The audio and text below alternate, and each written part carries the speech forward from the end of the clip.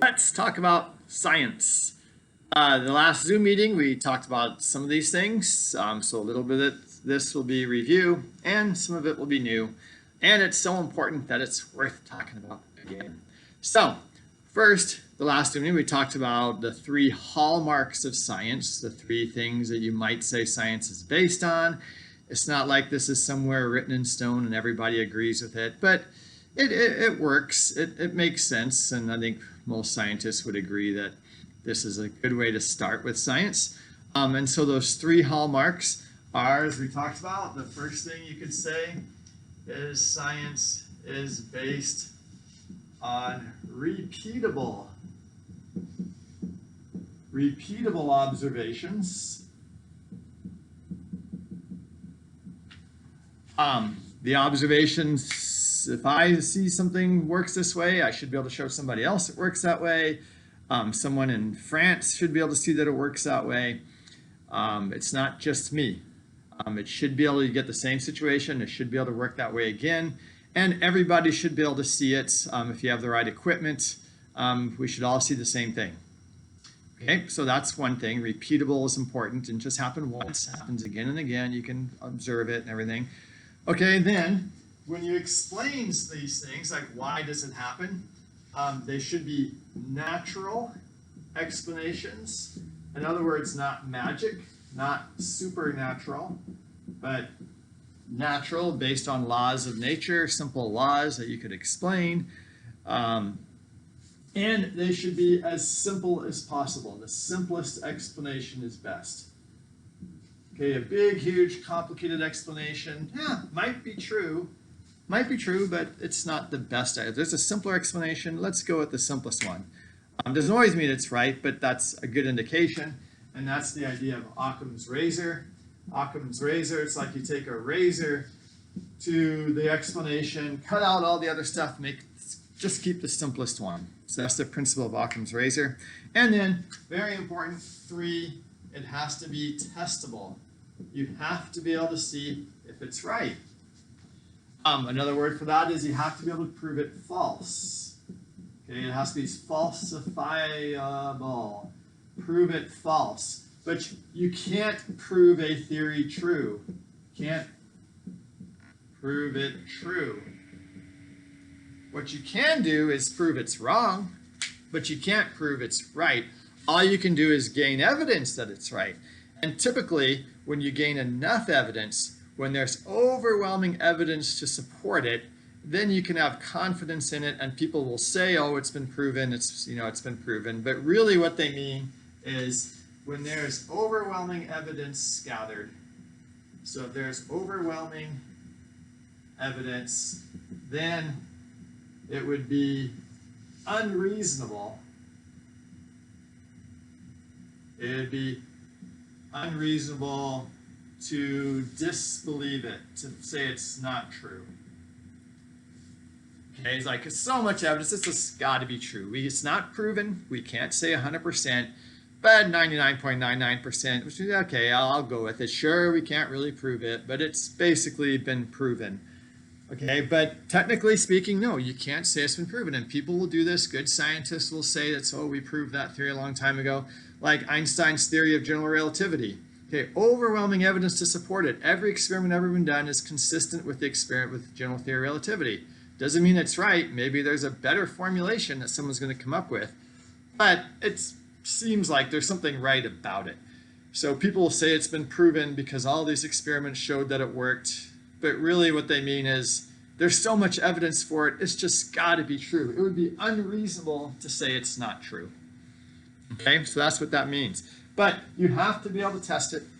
If it's just some, like, what happened before the Big Bang? Well, I don't know. I don't know, can't think of an experiment to tell what happened before the Big Bang, if there was a Big Bang. So it's interesting, but it's really not science because it's not testable. Any good theory, any good explanation for a hypothesis, and we can talk about a lot of stuff. You have an idea, a hypothesis for how something might work, and you test it, and you should have to be able to test your hypothesis, and if it's wrong, you throw it out. And eventually your hypothesis, you gain enough evidence, you make it better, it becomes a theory. And the theories have a lot of evidence behind them. Typically, it doesn't call it a theory unless it's really got a lot of evidence that's been well established. Doesn't mean it's correct, but it's so well established that it's just got to be correct, or at least most of it's correct, and some, maybe a little tiny bit over here, we need to work out the details. Okay, so testable, falsifiable. You can't, though, technically prove it's true.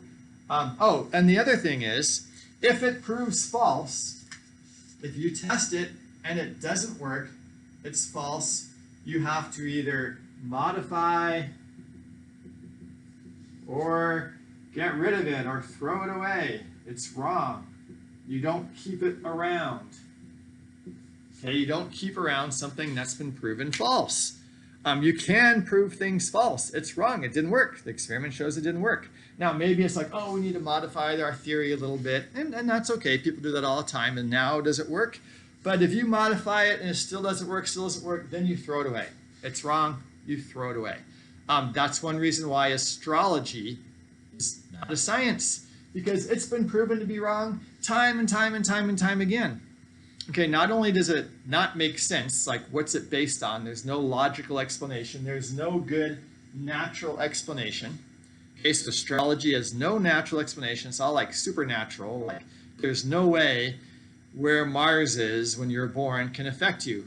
The gravity from, the person, the doctor, is greater because he's so much closer, or she's so much closer. That gravity is stronger on you than the gravity from Mars, because Mars is so far away. And the light of Mars, it's just like you're inside a building. There's no physical explanation for how that can happen, so there's no natural explanation. And you can test astrology, and it's always wrong, so you throw it away. The fact that it's still around is ridiculous. Is it based on repeatable observations? Kind of, not really. I mean, yeah, there's observations of where Mars is or something, but yeah. So I don't know, that one doesn't quite apply, but at least these other two would rule out astrology. Okay, so like, how about religion, right? Is religion a science? So you say, is it based on repeatable observations? I'm not sure how that would apply. Observations for religions. I mean, a lot of religions, as people lived a long time ago, did miracles, like Jesus walked on water and, supposedly did all this stuff, but that's not repeatable. Doesn't mean it's not true, okay? But it's not repeatable. So it seems like this one, maybe not, right? You could say maybe that's one reason why religion doesn't really count as a science. But like supernova, sometimes astronomers see things that happen out in space. They only happen once, and it didn't repeat because we haven't waited long enough to see it again. We only have one good observation. So that's kind of science. It's not good science. Scientists would like to have more observations, right? So, maybe you could get by in the first one. But how about the second one? Is it natural explanations? By definition, religion is supernatural. Saying a God did it is kind of like magic. Doesn't mean it's not true, right? It's not like you can disprove religion here, but it's not science. Science says a natural explanation, not a supernatural. By definition, God is supernatural. So certainly this one would rule out religion from being a science. And also, is it testable? Can you test religion? People have been trying to figure out tests forever. So far, no one's been able to test it. I could say, okay, if there's a God, strike me with lightning right now. Anybody worried for me? A little bit worried. Well, hey, I'm still alive, looks like. Did I just prove there's no God? I said, well, if there is one, it should have struck me with lightning. Didn't strike me. No, no one would agree that's a good test. And if you come up with a good test, let me know. But all the smart people in history haven't really been able to come up with a good test for religion that everyone would agree with worked. And typically it's not testable either.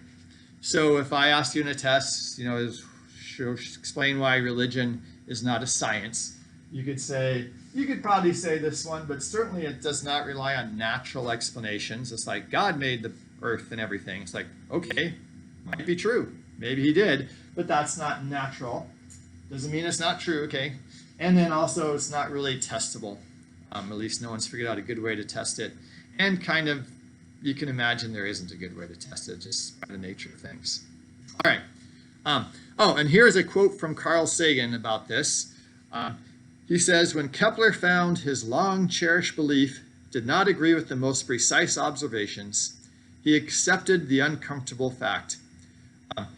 He preferred the hard truth to his dearest illusions. That is the heart of science. In other words, you really want to believe, if I have a theory or I have a hypothesis about how something works, I really want to believe it. I want to show that, exercise cures cancer because I love exercise, and wow, wouldn't that be great? I try to show, but there's a lot of people exercise still get cancer. Maybe it's not true. You just have to accept that. You can't just keep believing something if the evidence is against it. And that goes back to this thing, right? If it's wrong, you have to throw it away.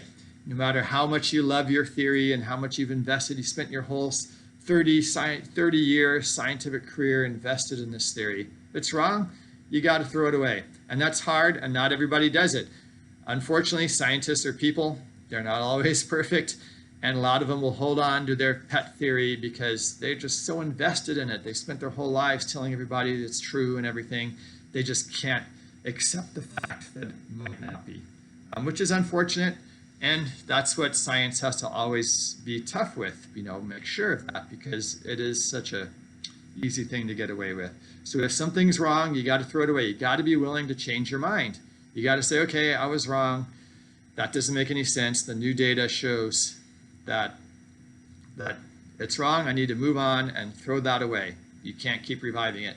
So you have to be willing to change your mind based on evidence. However, like everything in life, if you're going to change your mind about something you believe, you better make sure that you're changing it for the right reason, because maybe there's a good reason why you believe something. So if you did change your mind, you did make sure you have really good evidence. Okay, so what does that mean? That means that when you have evidence, okay, so you need to have good evidence to change your mind. Okay, so really good, solid evidence. So how do you make sure it's good evidence, right? Especially these days in the internet. You check and you see your sources, right? So are your sources good? Where are you getting this information? Get multiple sources. Get reliable sources. Things from universities and researchers and stuff is more reliable than just some random site on the internet. Doesn't mean some random site on the internet is not true, but look for other sources. Look for what fact checkers say and Snopes.com and every other one you can tell. Look and see what the other people say. So before you change your mind, always make sure you have really, really good evidence that backs it up. Make sure the people saying it are reputable people. Sometimes, they have a background of saying crazy things. Doesn't mean they're wrong. Just maybe you should be more suspicious of it. As Carl Sagan has an awesome quote, he says that extraordinary claims if you're going to claim something is true, they demand extraordinary evidence. Extraordinary evidence. If someone says that there's a Bigfoot, that's pretty extraordinary. I mean, having a Bigfoot around, that'd be awesome. I hope Bigfoot exists. But you better have some really good evidence, not just a really blurry picture or something, because unfortunately there's probably not a Bigfoot. But man, it'd be great if there was, but I need good evidence, not just any evidence. You better have some really good evidence for it, right? Some good convincing evidence to believe something that seems like is kind of ridiculous. Okay, so let's see. So if you're going to change your mind, you have really good evidence. You make sure you have really good sources, multiple sources, really check it out well. Oh, also, does it make sense? So is there a good explanation for it? Does it kind of make sense? Like, oh gosh, that's really logical. That really makes sense, That's important, right? Is it logical? Is that something that's logical and makes sense is probably more likely than something that's not logical and doesn't make sense. In other words, is there just really good explanations for something? Then it's good chance it's true. Doesn't mean it's true, but there's a good chance it's true.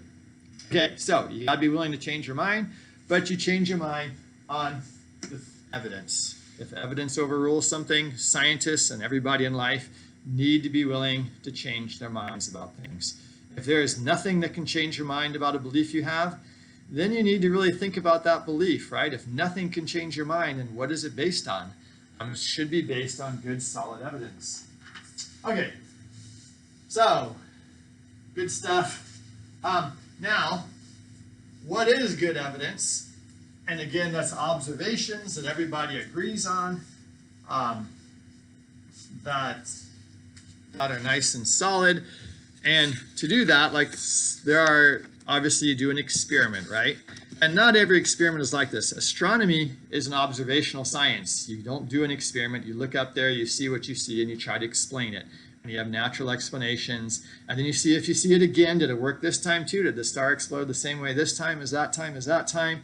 It's a little bit different. Why is it different? You come up with explanations, and they should be all consistent. And okay, but you don't have to do experiments. But sometimes you can do experiments, and if you can do an experiment, then you need to do a good experiment. And the typical ones are medical experiments, and one of the videos that I suggested you watch talks about medical experiments. In medical experiments, typical thing is you want to see if a pill works, right? Does this drug make you feel better? So what do? You don't just give the drug to someone and say, oh, look, they feel better. Okay, my pill works. You start making it and selling it for lots of money, and because maybe you just got lucky, right? Maybe that person is going to feel better anyway. So what you do is you give it to a lot of people. The more people, give it to 1 million people, but that gets expensive. And so there's all kinds of statistical analyses you do. There's medical statisticians that, figure out, okay, how many people is the right number of people to give it to be, 99% sure that it works. There's all kinds of math with that. It's tricky math, good stuff. So that's one thing you want to do, give your pill to lots of people. But then the problem is there's what's called the placebo effect, which I'm sure you guys have all heard of. Sometimes if you're getting a pill for something, you just think, oh, I'm getting the pill, it's going to make me feel better, going to cure my whatever. And so just that thinking, the positive thinking, helps your body out. Positive thinking works.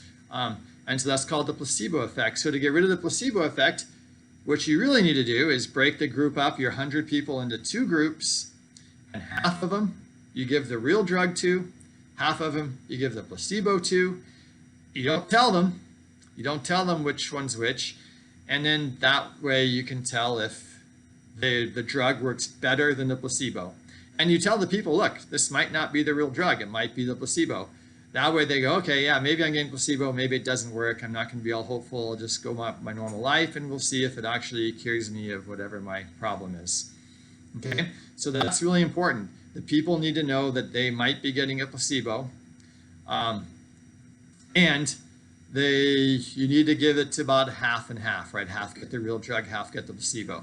Okay, so because, let's just write these things down. There's what's called the placebo effect. That's the fake drug. They say it's really important that it's the same color. Different color drugs actually work better than others. Like for depression, they say you give them a red or less, different.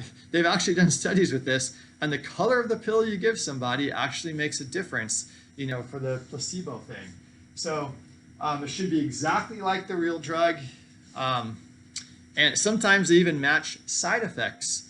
If the real drug gets you kind of nervous or excited, kind of like caffeine or something, they'll actually put caffeine in the placebo so that those side effects are kind of matched. So you can tell, is it the side effect or is it actually the real thing? There's a lot of science to placebos. It's crazy.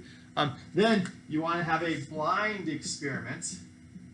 Blind means the patient doesn't know if they have the placebo or the real drug, right? So patient doesn't know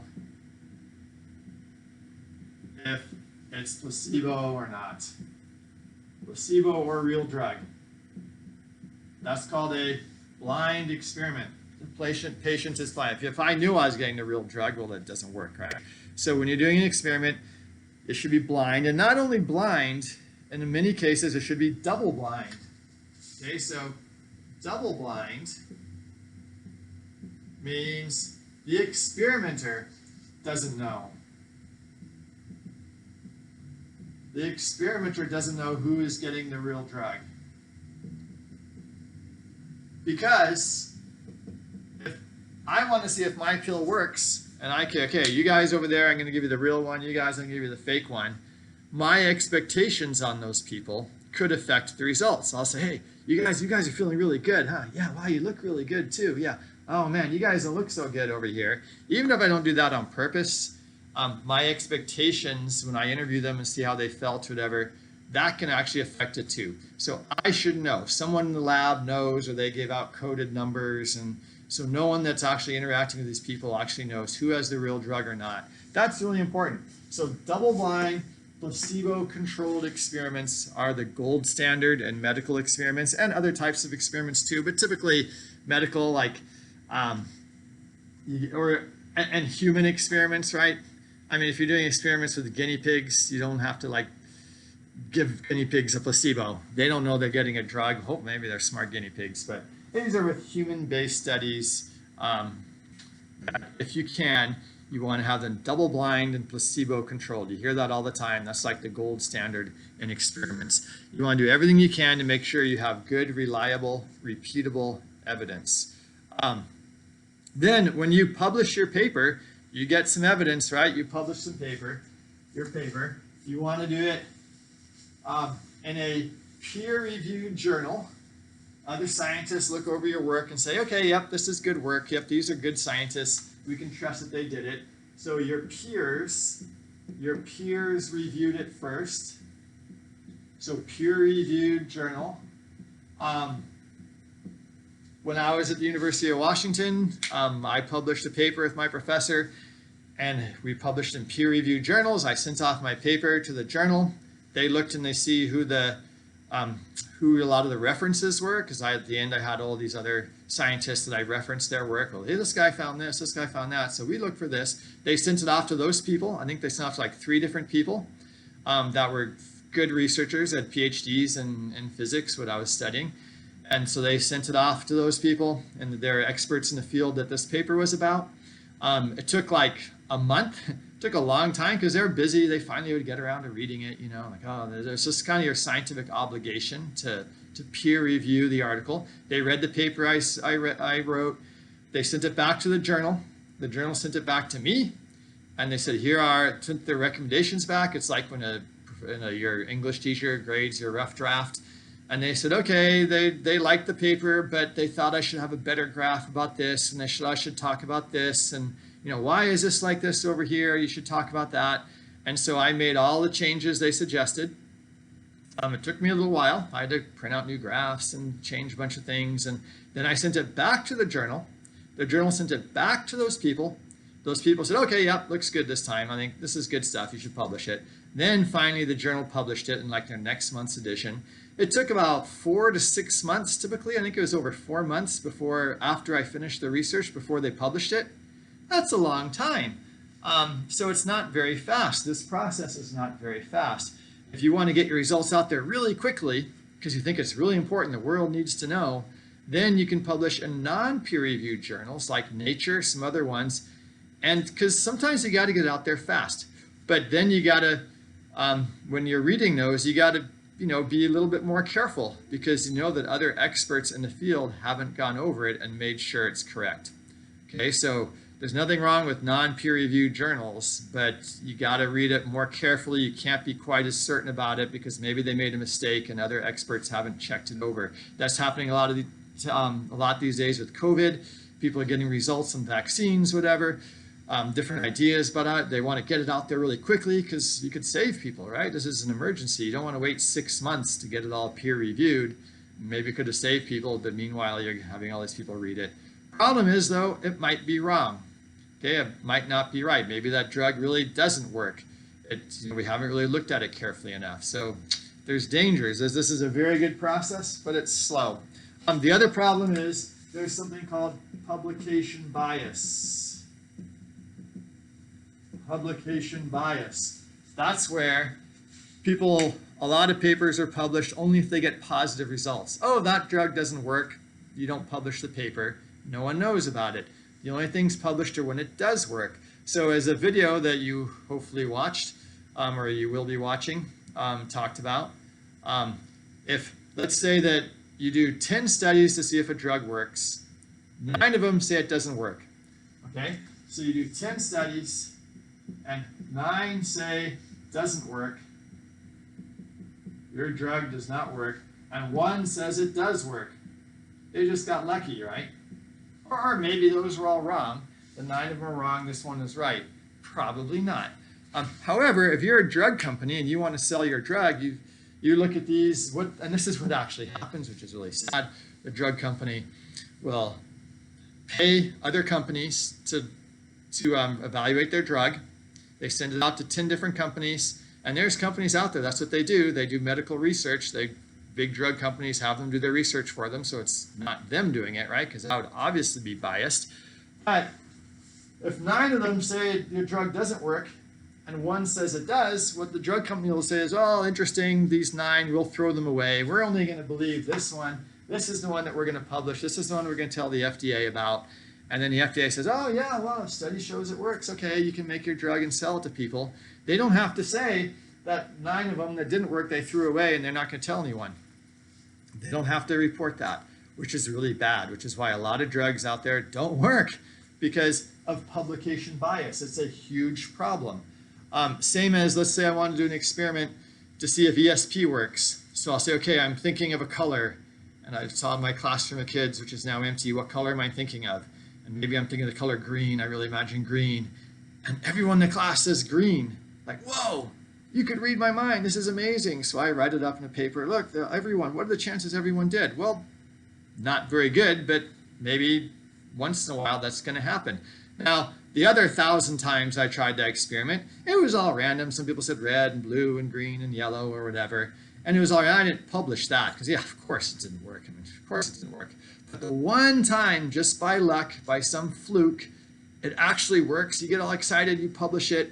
And so people often see papers that are often published are the flukes, the lucky ones. Just by luck, it worked out. You got this amazing result. The other 1,000 times people tried it, they didn't get that because if you do something 1,000 times, chances are one of those times, you're going to get the result. You're going to get some crazy result. And that's another problem. That's also the publication bias thing. If you only publish the times it works and not the 1,000 times it doesn't work, you're not getting the real picture, right? Makes sense. So this is a huge problem, publication bias. Okay, other huge problems are cherry picking. Okay, a lot of times when you look at data, they call it when you pick cherries, right? You only want to, you pick the good looking ones, you don't pick the ugly ones, the ones that have bugs on them or something, you pick the nice looking cherries. So cherry picking is when you only choose the data that supports your hypothesis. Now, sometimes scientists don't do it on purpose. They think, oh, well, yeah, that data point over here, it's way off, but probably we did something wrong. We dropped the detector at that point. It's probably wrong. We'll throw it away. You know, it shouldn't be there. And so all their data then looks like a nice straight line. And the one point over here, they've reasoned why that point, right? It's probably, we did something wrong there. Let's throw it away. And this point up here, well, probably that was, you know, probably something's wrong with that one too. Because look at all the other ones. They fit in a nice straight line. And so they decide that it looks like that. They don't tell you about these, either, again, dishonestly, because they want to publish their paper and get some great result, or they honestly think, oh, they probably did something wrong. But the chances are they didn't.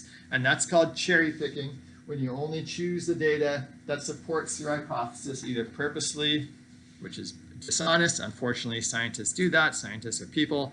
They make mistakes. Or honestly, they find a reason to do it, but that's not being honest. You have to report that and then say, well, we have reason to think that maybe that's not right, but we can't say for sure. So we include it in our data, so maybe it's not as convincing as we would like it to be. Okay, so those are some other problems with scientific research, and there's lots of problems with scientific research. That's why it's really important that you are not biased, that you're really careful, that you don't, or that you think about publication bias and cherry picking when you're doing science, because unfortunately, it's a tough enterprise. You have to really be careful and make sure your evidence is good, make sure you have good observations. And that's why we have the peer review process. And that's why you go to scientific meetings and lots of other people question you and really, make sure that what you're doing is good.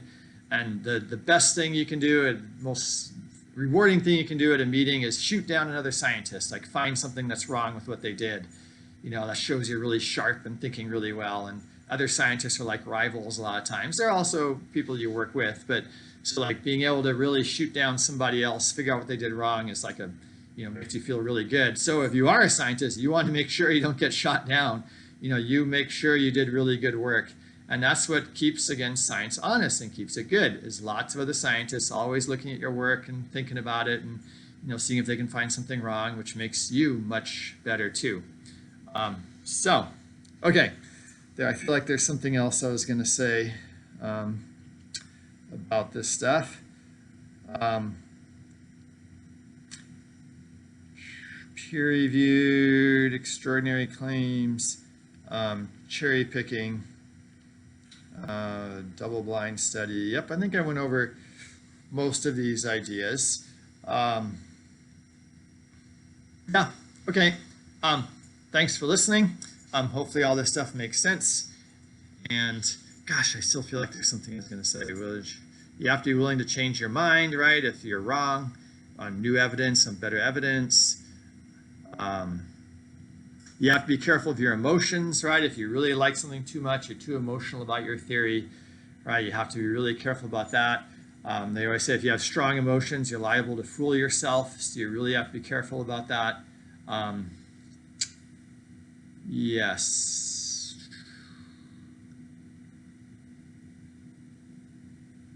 Oh, okay. I was going to give it, that's what I was going to do. I was going to give a quick example. Okay, this video is already 31 minutes long. Thanks for hanging on, you guys. When I watch good YouTube videos, like, wow, that person's interesting. Like, they can make this boring thing interesting. How can I do that? Well, yeah, sorry, but hopefully it's relatively interesting. Okay, I was going to give it some examples. There's a guy, and you should look him up. What's his name? His Japanese name, Tsurumoto or something. Okay, I'll have to look that up. But anyway, he did research. He was a good scientist, and he was doing research on water crystals, and he was freezing water crystals.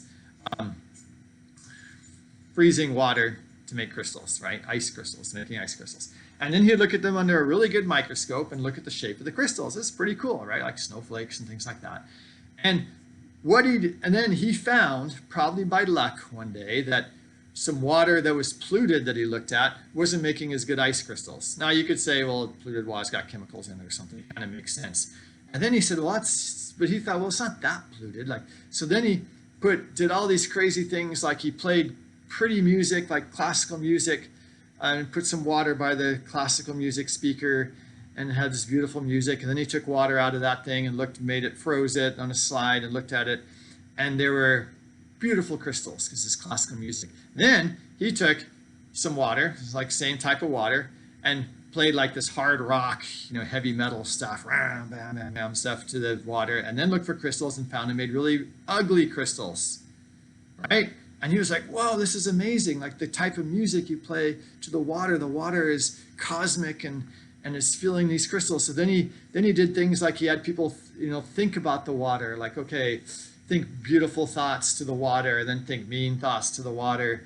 And it found also you have good crystals and ugly crystals. Then even if you wrote a word like beautiful and put the word, taped it to the cup of water, and then had ugly and taped that to the other water, that even made a difference. And he published this book showing all this stuff and how the beautiful crystals and just our minds thinking about beautiful thoughts would even affect the water in a way that it would make good crystals.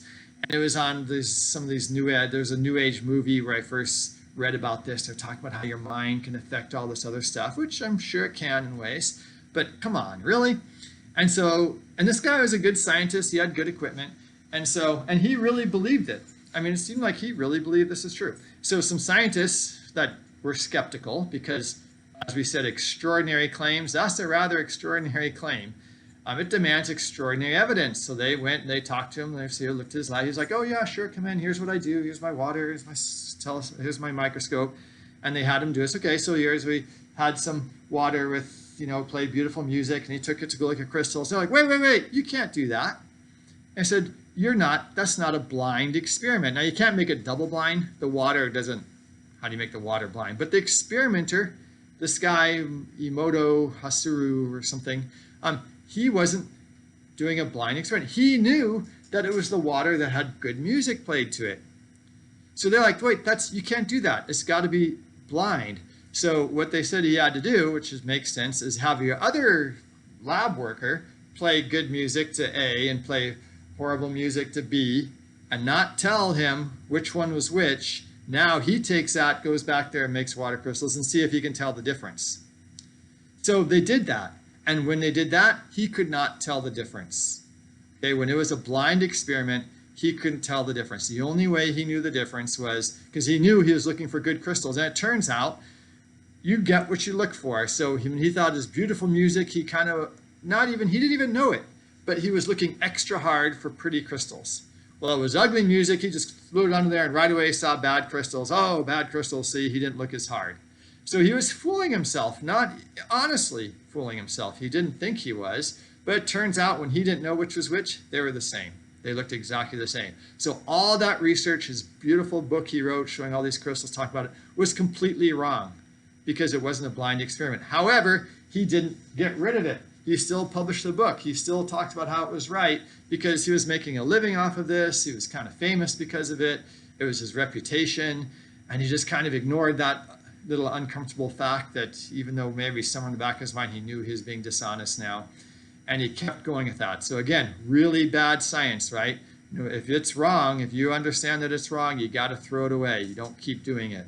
So really bad science, that's when you got extremely dishonest, and that's really bad. Okay, anyway, unfortunately, this happens all the time. So just remember, extraordinary claims demand extraordinary evidence. Be skeptical. Doesn't mean it's not right, but be skeptical. Don't believe it unless you really have good evidence and it makes sense. Okay, it should make sense. There should be a natural explanation. It should make sense. There should be really good evidence and lots of evidence. And then maybe you can start giving it, some credibility. All right, that's it. Thanks for listening. Goodbye. Off.